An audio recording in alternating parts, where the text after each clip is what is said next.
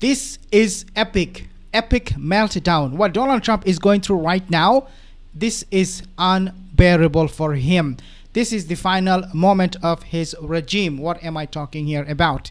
Let me actually break it down all for you. But before I do that, just to remind you, if you're not subscribed to my channel, consider subscribing. I want to actually start off with this particular news from CNN because they are giving us so much information in this short clip. Have a listen at this one first. Day one of this new 60-day negotiating period between the United States and Iran has turned into day nothing.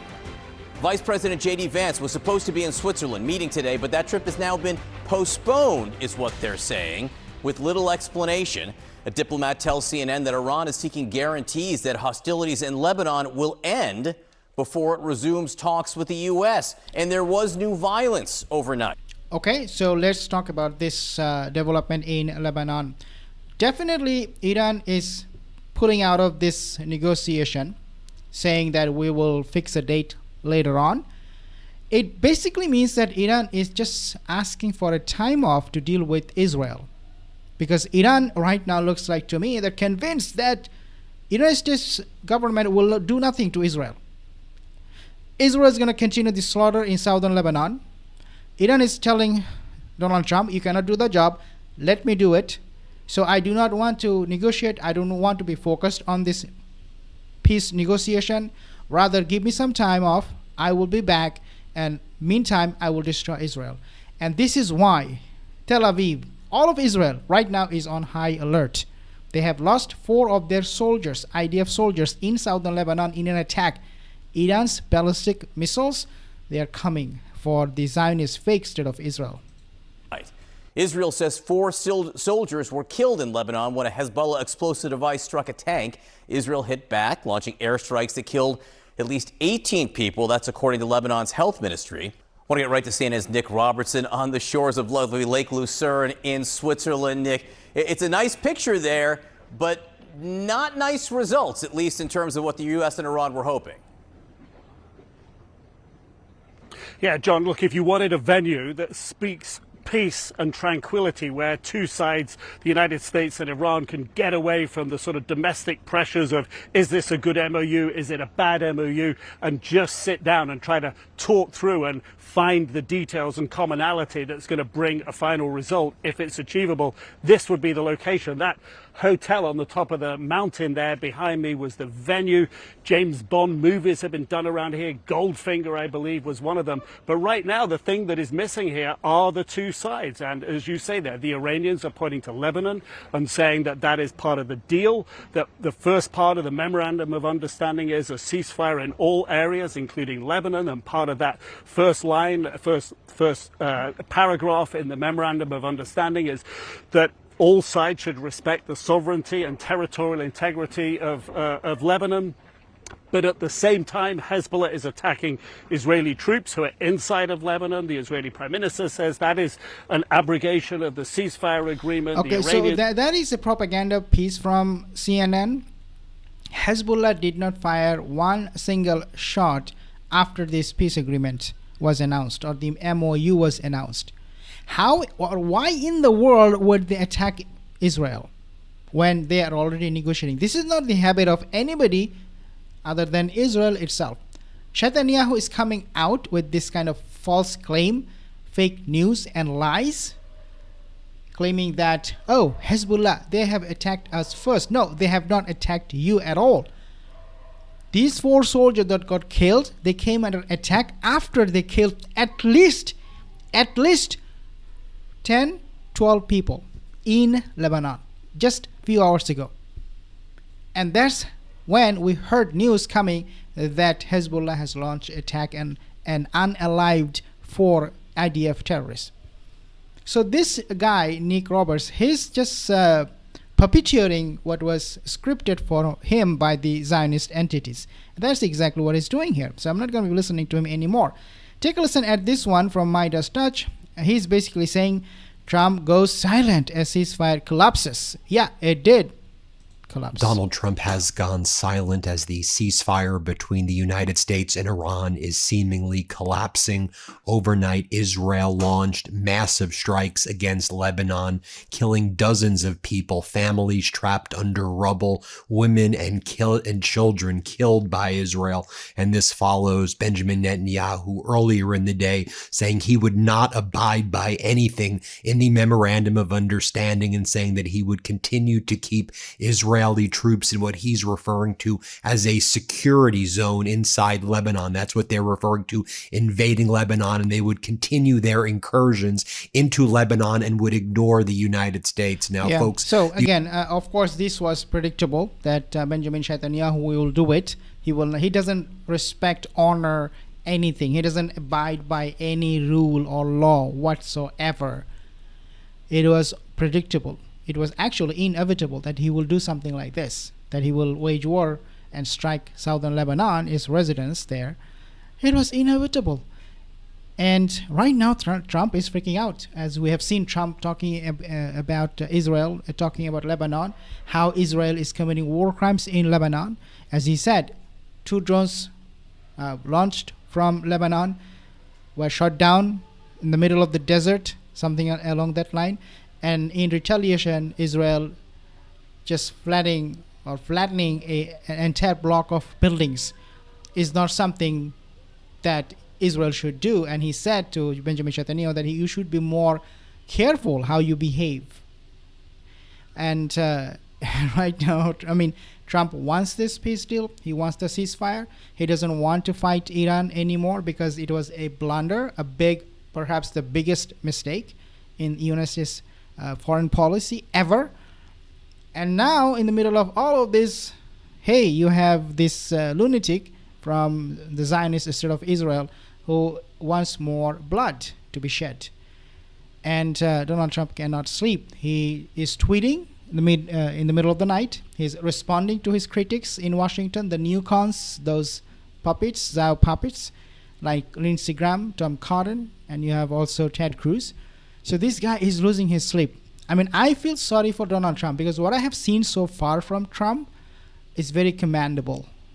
Okay, put it that way. He is doing the right thing by pulling out of Iran and not continuing in this war. He's doing the right thing by trashing the Zionist fake state of Israel, by punishing them with his words. That's exactly what he should be doing. But at the same time, because he listened to them, because he was in Netanyahu's pocket, and I still believe he's in Netanyahu's pocket, he trained them with all the bad behaviors. Not only just Trump, but also Biden, Obama, Bush.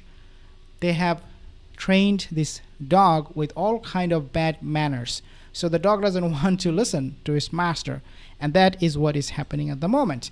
Take a listen at this one from Joe Kent.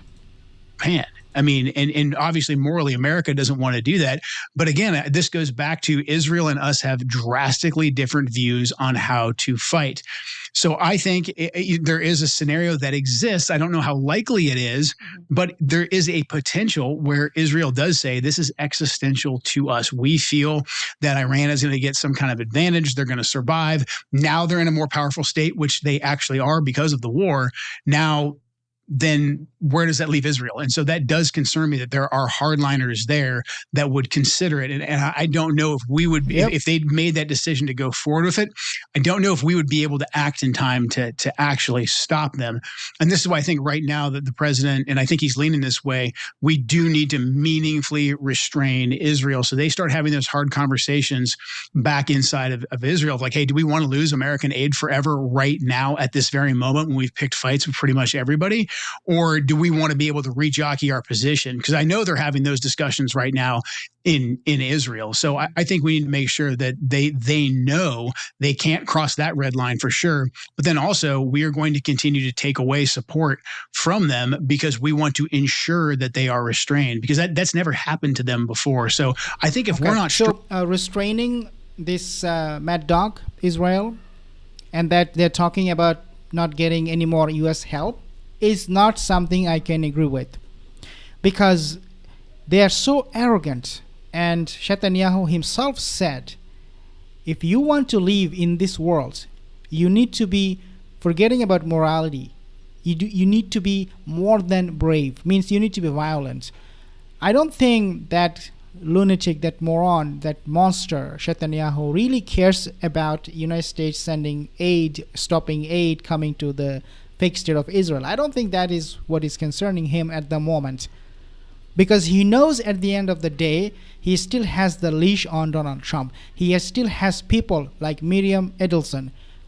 He still has people like Peter Thiel. He still has a lot of neocons in Washington who will be doing his bidding. So no, he's not worried about those aid. So Joe Kent, he's a very nice guy. I like him. He's the true patriot, unlike those traitors. But he's real American. And I have to disagree with him. He's very, very optimistic though. But I'm not that Israel somehow will behave, fearing that they will not get aid. But what they are right now worried about, Netanyahu, is Iranian missiles and Hezbollah, because once U.S. leaves the region, they pack up and leave according to the MOU. That's what they are supposed to be doing, that they will be packing and leaving. Once they do that, now the nightmare for Zionist state of Israel, fake state of Israel, is that Hezbollah is coming after us, Iran is coming after us, and without U.S. help, oh my God, we are going to be completely destroyed. These 9 million little rats, 99% of them are cowards. IDF is a diaper army. They cannot fight in Gaza. They have lost in Gaza. They have lost in Lebanon. That's why they are bombing left and right innocent civilians with their F-35 provided to them by United States military. They cannot fight any war, let alone winning one. What they do, they carry out false flags. They did the 9/11. They do so many things in the States. Right now, we are all afraid there might be a false flag in the States. A lot of people might die. We have to be vigilant. We have to be careful, because this time, this lunatic, this psychopath, this monster, this genocidal maniac, Netanyahu will do anything in order to keep United States fighting Iran. And if that means carrying out false flag inside of Israel even, or in the States, he will not hesitate. This guy is lunatic. He's mad. We should never trust him. Strong in a moment like this, something catastrophic like that could happen. Yeah, so I want to ask two more questions. Of course, something catastrophic like that could happen. Take a listen. Signed a physical copy of the MOU to end the war in Iran at the Palace of Versailles. This as he was being wooed by the French president over dinner in an attempt to smooth ties with Washington. Now, under the terms of the agreement, the Islamic Republic will be allowed to sell its oil freely, with U.S. sanctions being lifted. 60 days of negotiations will also kickstart to finalize a deal on Iran's nuclear program. Kemi Knight reports. This is totally against what Israel wanted from this war. It is backfiring in such a way that the fake state of Israel right now, seeing that their existence is in question, when they will be wiped out of the map, which should be done very, very soon, because this cancer in the Middle East is causing a lot of innocent people to lose their life. They're killing children, they're killing women, they're killing innocent civilians who are not fighting them. And every time there is a peace, it does not bode well for the Zionist fake state of Israel. They immediately start fighting. They immediately carry out a false flag. So this lunatic, when he's seeing that Iran is actually going to be stronger, as Donald Trump said, make America strong again or great again, this is what he is doing for Iran, free of cost. Make Iran great again, because Iran will be able to sell oil without sanction. Iran will be able to dominate the foreign policy in the Middle East. They will have no leash, because any time they feel threatened, they can just go and stop oil flow from Strait of Hormuz. They will close it. So this is absolutely a maddening situation.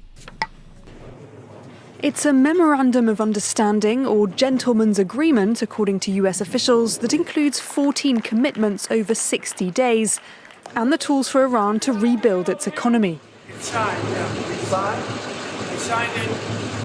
starting with the US lifting sanctions and agreeing to let Iran sell its oil that could bring in $60 to $70 billion a year. It could also unfreeze more than $100 billion worth of Iran's funds currently locked up in banks around the world. We have taken a lot of their money, and we have their money. We have taken their money. It's not our money, it's their money, and we froze it. At a certain point in time, I guess we're going to have to give it back. The commitment that's possibly raised most eyebrows, a $300 billion investment fund to help the country rebuild. This far exceeds what was given to Iran in the past, and though it's unclear who would be footing the bill, the Trump administration has suggested it would come from Gulf states, who aren't expected to willingly contribute after months of unprovoked attack. So this $1 billion unfreezing in asset, $24 billion, they have already unfrozen $12 billion, and then they will be giving Iran $300 billion to reconstruct the country and investment for all of those things. The neocons and the Israel firsters like Mark Levine and Ben Shapiro, they're seething. They're absolutely livid about this. They're saying, even if this money, this $300 billion, all of this money is being paid to Iran, not by United States, even that is not good, because we do not want to pay a single penny to Iran. This was actually the idea was exactly the opposite. The idea was they will plunder from Iran its oil, its resources, not give Iran anything, let alone not even given a dime, let alone billions and billions of dollars. So guys, this is a nightmare situation all over for Trump administration. We do not know what to expect coming in the next hours or so, but definitely what I am looking forward to is Iranian retaliation on the fake state of Israel as soon as they have those rocket launchers on their launch pads. They are going to be flying to Israel, and this time Iran will not give any notice to Israel that, hey, they're coming. Tel Aviv, sirens will be going off. Jerusalem will be the same situation, and it is time for reckoning. Okay, these monsters, bloodthirsty genocidal maniacs, they must pay. I'll give you more updates. Subscribe for more videos.